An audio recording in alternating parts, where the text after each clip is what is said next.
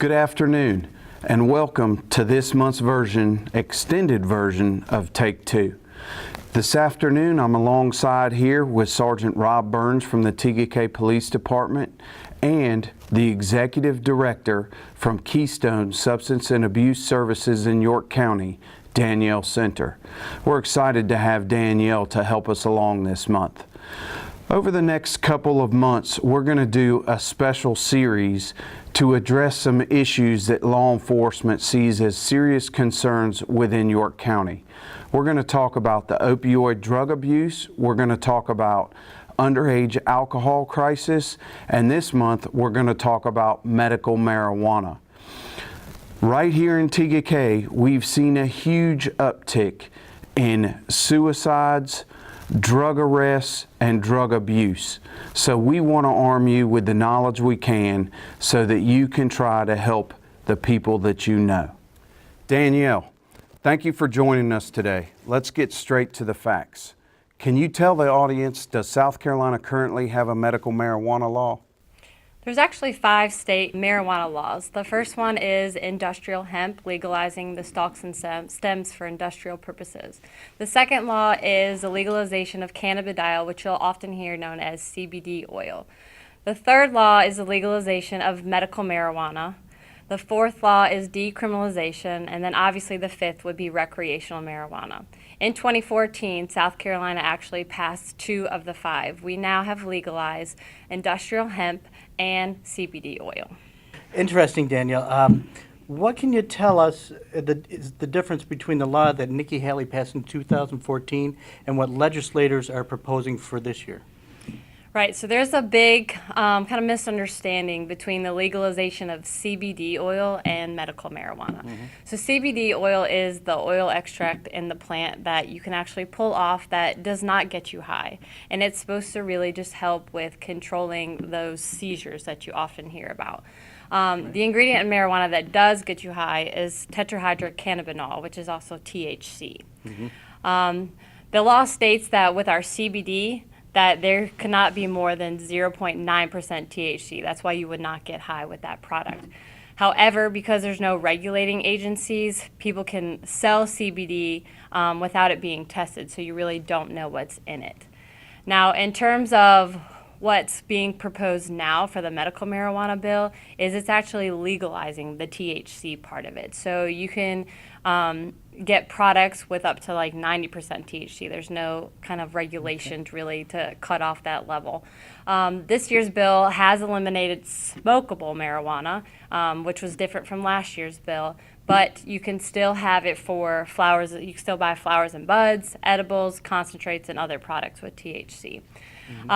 This year they did add a lot of conditions. There's many conditions, including like cancer, multiple sclerosis, epilepsy, PTSD, and the last thing that they mentioned in this bill that it could be used for is any other chronic or debilitating disease for which an opioid is currently or could be prescribed for by a physician. 2 questions, Danielle. If this bill is passed, would medical marijuana be dispensed through prescription at a pharmacy? And then the second question is, does marijuana as opposed to CBD oil have any true medical purpose that's been approved by the FDA or the American Medical Association? Marijuana has not been approved by the FDA. And because it's not approved by the FDA, it cannot be dispensed through a pharmacy. So it would have to be dispensed through what we call a dispensary. There are already 4 FDA-approved medications with synthetic THC in it, so none of these are smoked, and you would have, dosage, how often it would be tested, but that is not happening with the marijuana sold in the dispensaries. In legalized states, we are learning that a lot of people are getting the medical marijuana for chronic pain. In fact, 90% of patients use it for chronic pain. And we found out that the population that's utilizing it the most is 18 to 35-year-old white males. So that's not your population typically in chronic pain. And the other concern with that we have is there is no diagnosis test for pain. It's pick a number 1 through 10. Well, thanks for clarifying that, Danielle. Appreciate that. Now, as the director of the Keystone Substance Abuse, can you list some of the things you find concerning with all the knowledge that you have had in reference to marijuana? Yeah, so I think it's very important to understand that marijuana is in the very, very beginning stage of research. There's a lot of preliminary evidence, a lot of clinical trials going on, and it's this article versus this article. They're all kind of contradicting at this point. However, there is a lot of evidence around THC, and every body of evidence that there's ever been has said THC is addictive. And so that's what's, really concerning, especially with organizations like ours. If you're smoking marijuana, it's the same thing like smoking a cigarette. It can lead to respiratory illnesses. It can lead to some other, just like illnesses just with your respiratory system and other chemicals that we don't know that are going into your body. The other thing that we're seeing in a lot of legalized states is the impact with marijuana and mental health. We're seeing that when THC levels get to an extremely high point in your body, that you can get to that level of psychosis. So they have a lot of people going to the ER for those kind of things. And we're in a mental health crisis, so that's really what's concerning for us.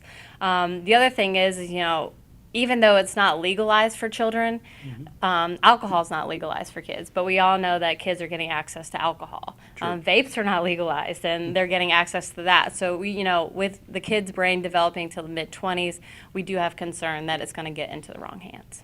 For us in law enforcement, it's all about the cause and effect. What's going on in Colorado currently after 5 years of the facts? Some studies have shown decreased test scores for students, increased dropout rates, increased DUIs to include fatalities, increased homelessness in Colorado, and the mental health increase, which Danielle touched on just a minute ago, is something that we're worried about. What is the cause and effect of something that we do, and has there been enough studies?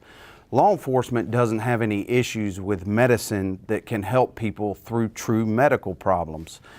And we want them to get what they need. However, we gotta stop and say, if the FDA and the AMA haven't approved it, why is it okay?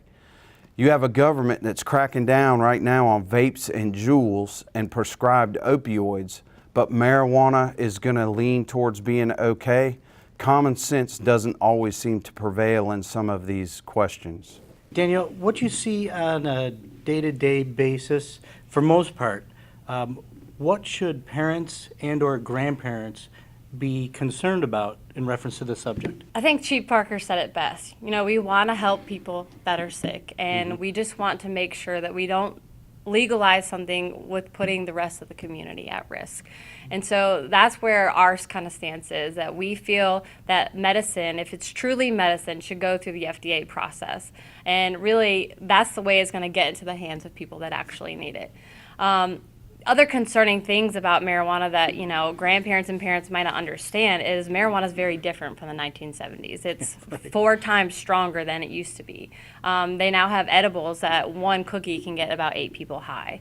There's a product, hash oil, that gets up to 90% THC. And so we really just worry about the impact that it could have on our children. Are we going to start seeing more and more kids becoming addicted to marijuana? Could that lead to other substances? Those are all things I think that we have to really start to think about. In closing, we really want to thank Danielle Center for being here as a guest to give us information on the medical marijuana laws. It's important for us to let the community know some of the concerns that Keystone Substance Abuse has, as well as law enforcement. It's important for us to think about the cause and effect of some of these things have on our communities. Thank you very much, and we'll see you on next month's Take 2. If you need help or know anyone that needs help, please contact Keystone Substance Abuse Services at 803-324-1800.